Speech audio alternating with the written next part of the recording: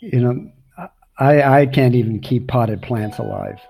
So it's important to keep me away from anything living because I tend to um, get rid of them. But I did have two chances while I was living in Japan to grow rice, to plant rice, and then on one case just to harvest it, to cut it. And the first was harvesting it in Hiroshima, where there was a farmer that my Japanese family knew, and invited me to try out the harvesting. And I did that, and it was I was just starting to get the hang of it.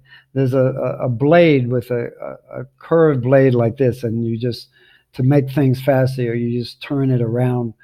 You run it around the bottom of the a bunch of rice plants, um, and uh, and I was starting to get the hang of it.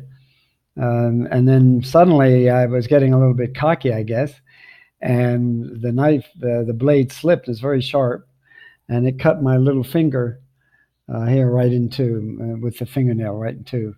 So there was a lot of blood, and I had to go to the doctor.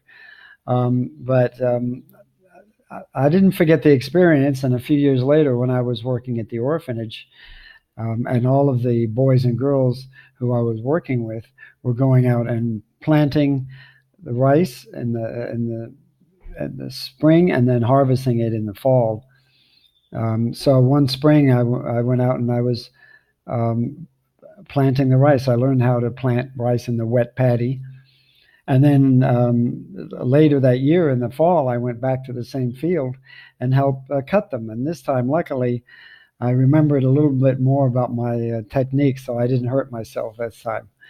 And then the third experience, although it wasn't as direct, was when I was working at the Smithsonian. I was working in Washington, D.C. as a tour guide, and I volunteered to translate a big article about rice agriculture from Japanese into English for the Smithsonian's catalog that they were using.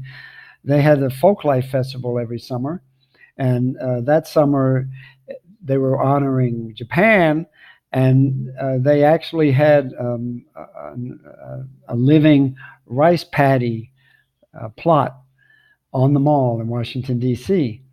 And so I got to watch the rice grow, and there were a lot more people than there was rice, so I didn't do anything. But there was a great experience, and I learned a lot about Japan actually from translating this professor's article from Japanese into English. So those are my three experiences with rice culture and rice cultivation. And who knows? You might be out there cutting. I know they grow a lot of rice in Texas. So if you get a chance, go out and try it yourself. Take care, buddy. Talk to you soon. Bye.